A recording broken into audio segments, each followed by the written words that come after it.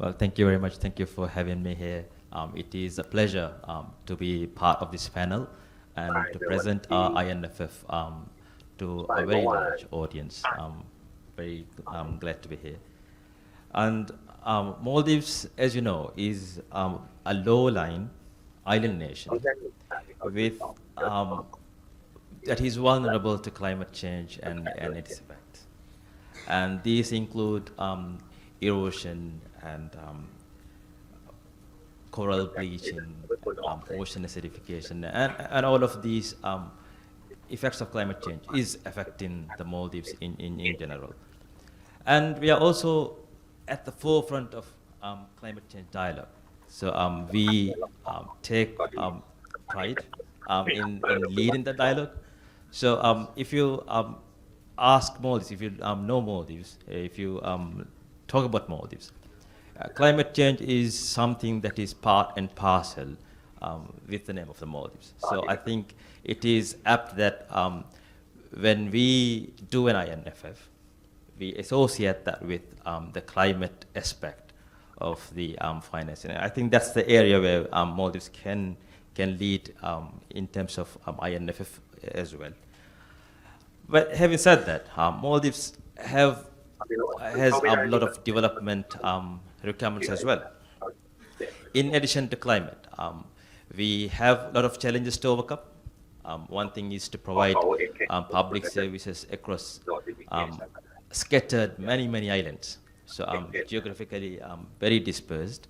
So getting the public service across to many islands is a development challenge by itself. We have a very young population at the moment, but it's going to be aging in 40, 50 years' time. So we have to prepare for that as well. So and so we have to invest in healthcare as well. Because we are a young population now, we have to grow and get rich before we get old. So we have to prioritize growth too. So for growth, we need to invest in infrastructure, critical infrastructure that is necessary for economic growth too. So all of these are very important for a country to thrive. So, but we have a far bigger challenge in addition to all of these. And that is a threat that can undo all of the things that we have talked about or we have done so far well. You know, we can build infrastructures, but it can lose value or it can be lost if the climate change threat is there. So I think climate is a big issue that we need to address. For example, in 2020, during COVID, when the finances were really weak, we had to address the erosion issue for 25 islands in the Maldives. So even when we don't have the finance or the ability to address those, we have no other choice. We had to address that because it was affecting the health facilities, schools, and even houses of common people. So you can see the effect of climate change and how it can bear an effect on public finance too. So it's important that we address that. So we spend about $96 million on climate change mitigation adaptation directly from our national budget. And if you compare this to 2011, this is over 3,000% higher in 2022. And this is consuming a large portion of the domestic resources. So, but having said this, our investment need goes far beyond what is needed in the what we spend right now, what the resources that we have. We require about $800 million to $1.5 billion in adaptation investments if we look at the requirement now. This includes coastal protection, waste management, energy transition, and this will take more than government's effort. So we need to bring private sector as well as international partners to the fore too. So we need that coordination too. So these are the reasons why we need an INFF to bring coordination from the private sector, international donors. Just like it was mentioned in the opening session, we have to bring everybody to the table and to identify the investment that is necessary for the climate investments and how we have to mobilize, we can mobilize finance. In addition to international partners or external help, we have to even find our own sources, redefine, reallocate money across the government too. So we have to find all of these together, and these are the reasons why we did an INFF. And just like you mentioned, Maldives became the first small island developing state to launch a gender-responsive climate financing strategy, and Maldives INFF is a comprehensive plan to mobilize and manage climate finance in a way that supports the country's transition to a low-carbon, climate-resilient economy. And can we move? Oh, right. I thought. I'm really sorry. I didn't really realize. So, what I just talked about was on this slide. Well, I will give you a moment to absorb what's in it. It just shows that we need a lot of investment in climate change and why we need it. But I will go on to the next slide too, but after a while I will change. And on the next slide, what I basically mentioned is the content of our INFF and how we developed it. INFF assessment and diagnostics identified challenges and opportunities across all types of financial sources through consultation with multiple stakeholders. So we found three major challenges for us, and we wanted to change that, the challenge into an opportunity. So the challenges are, so we are very dependent on fossil fuel. Although we have abundance of sunshine, solar power, investments are largely in traditional forms of power generation. And this has been the starting point. But it's important that we change that into sustainable sources. But having said that, even with the fossil fuel, we provide a lot of subsidies to the public too. And this is important in terms of poverty aspects. So if we just increase electricity prices, it will affect the poverty. So there are social multiple intertwined goals that we have to achieve. But at the same time, the bare thing is that we are dependent on fossil fuel. And we also have a negative impact. We are facing the negative impacts of climate change. So erosion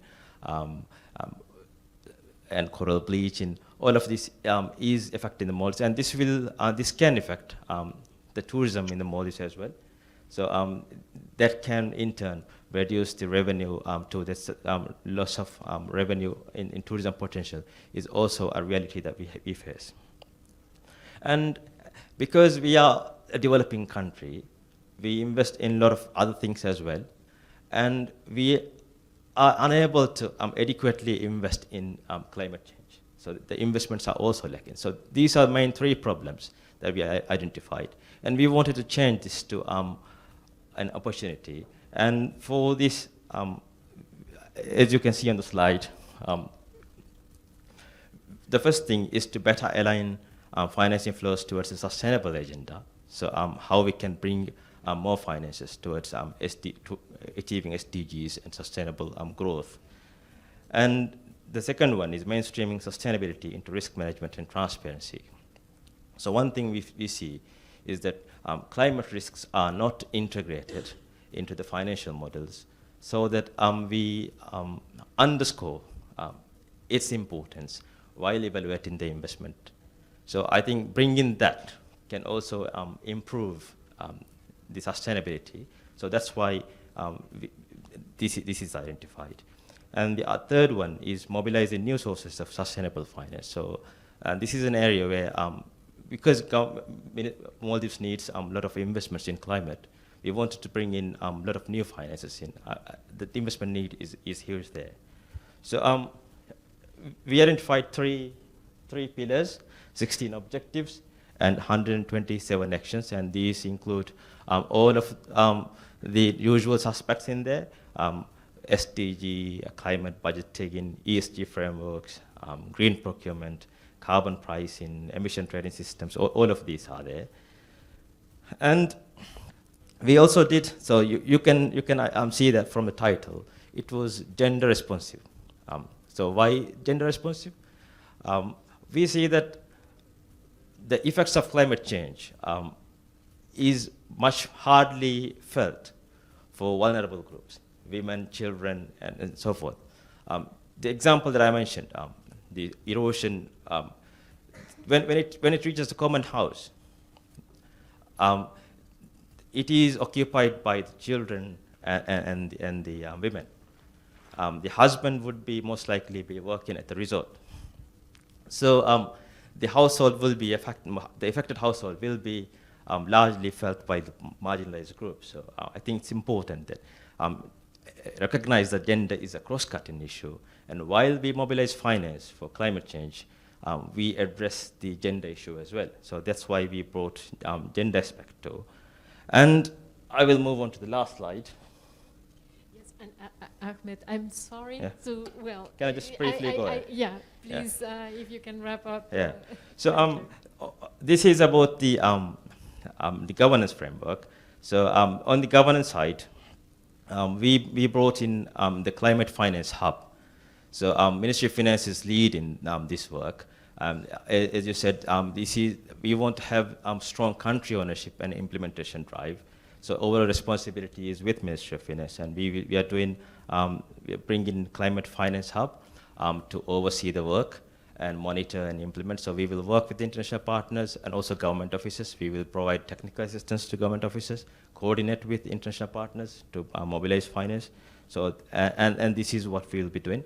And you may ask why we are doing all of this. So our target is to mobilize the financing gap, at least $500 to $1 billion a year. So over the next decade, we hope to receive $5 to $10 billion through finance, partly from the domestic resource mobilization as well as external sources, so domestic and international, public and private. And we want to support more this transition to low carbon and climate resilient economy, and building climate resilient infrastructure along the way, and ensure the benefits of climate change are shared equitably across all the vulnerable groups and the population. So Maldives INFF is a significant step forward for Maldives in its effort to address climate change. The strategy has the potential to significantly increase the amount of climate finance available to the Maldives and help the country transition to a low carbon, climate resilient economy. Thank you.